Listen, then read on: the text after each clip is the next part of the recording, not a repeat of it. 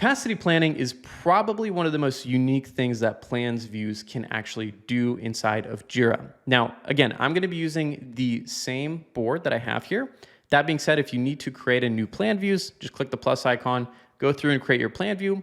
Or if you already have an existing one that you want to use, all you have to do is click the drop down and go to your capacity view. Now, again, you could rebuild this view from the ground up with just groupings and different filters and fields, etc. But in this case, I actually just want to use an existing plan view. And if you don't have this, you can just create a new plan view, and that honestly may be faster. So when it comes to capacity planning, there's a few things in prerequisites we must have in Jira before we could actually use this. And really the biggest piece here is the teams. And if I go to the teams tab, you'll see that this plan has no teams associated with it. So we can't actually use anything related to capacity without the teams feature in Jira.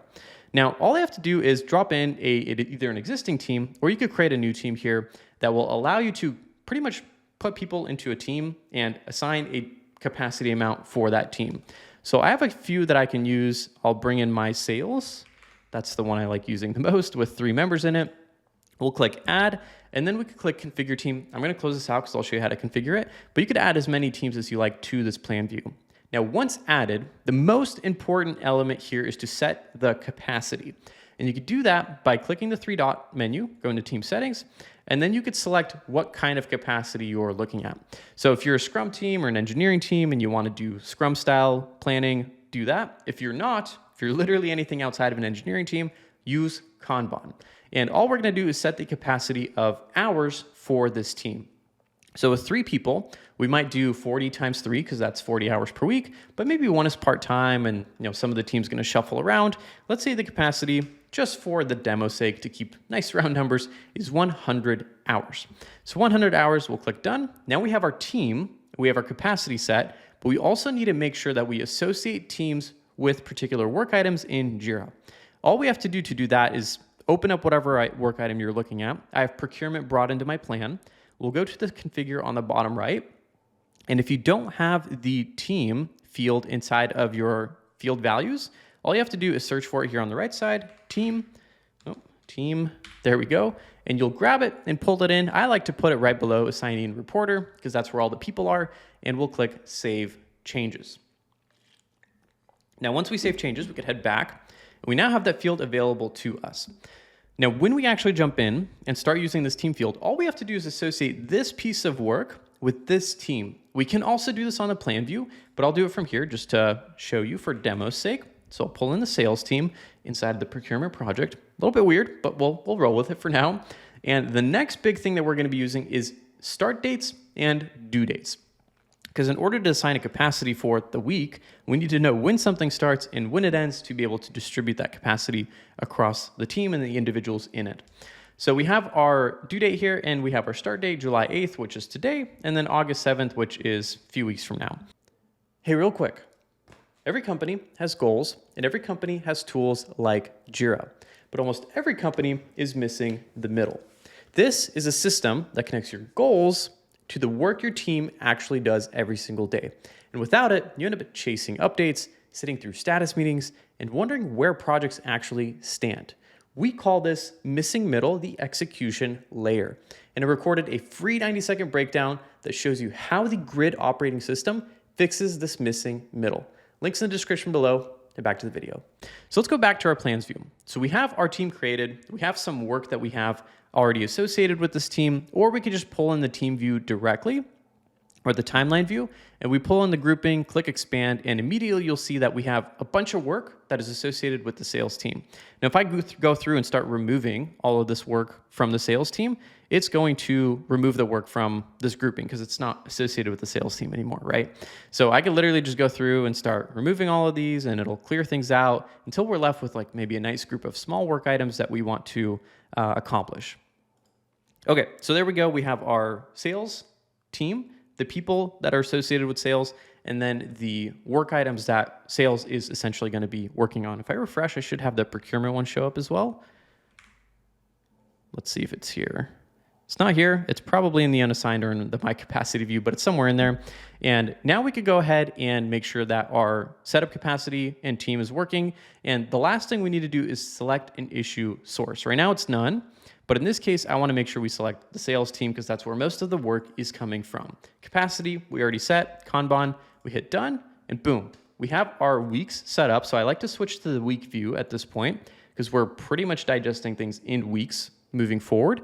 And now we have all of our work coming in that's associated to the sales team, and we have our weeks set up, and it's just a matter of figuring out how much work we want to assign to the team and how much availability they have to work on those items. So I might start looking at these things, and I might need to change some of the dates on these, and I might be kind of going through them and just saying, hey, this is priority number 1 for us. So let's give this an estimate of, this is probably going to take 50 hours to complete, and I want to make sure that this starts. Let me pull in the start date.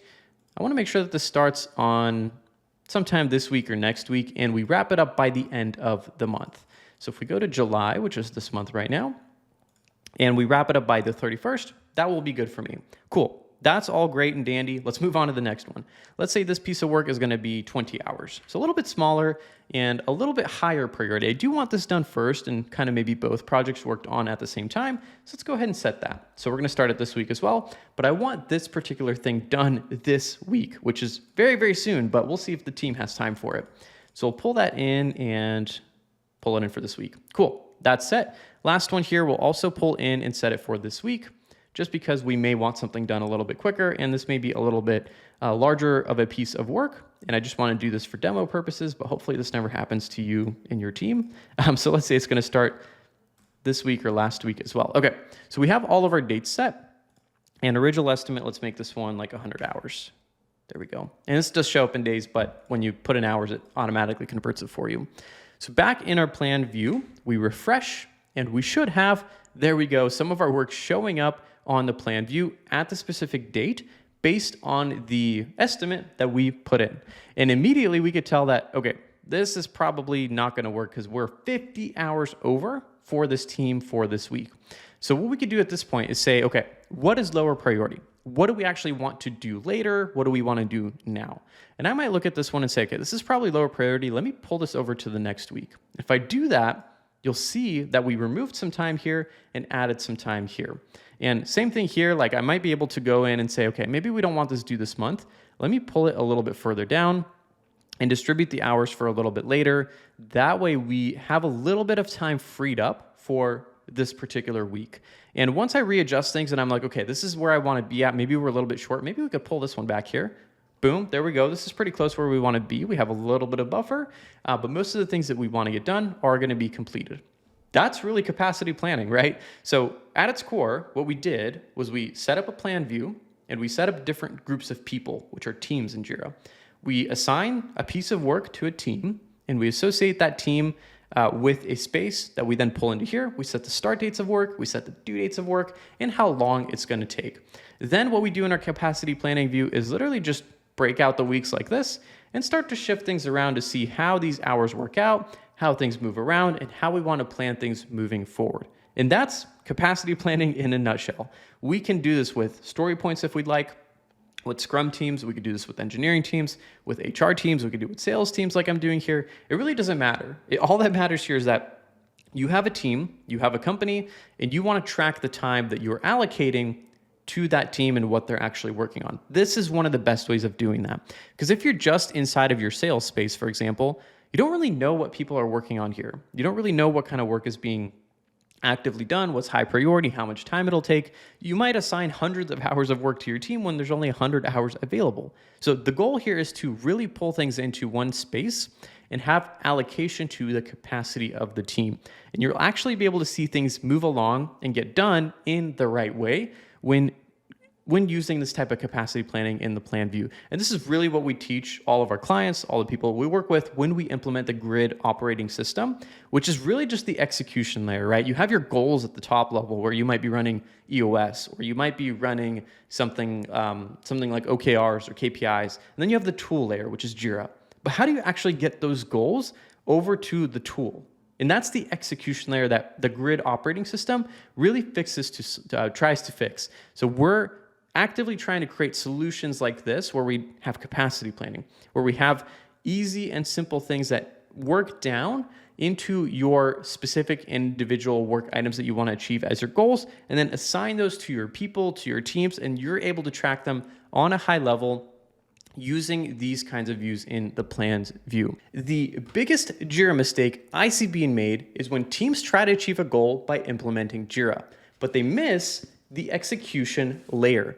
This is the thing that allows you to achieve your goals inside of your tool layer. And if you're curious how we implement the grid operating system with our clients, hit the first link in the description below.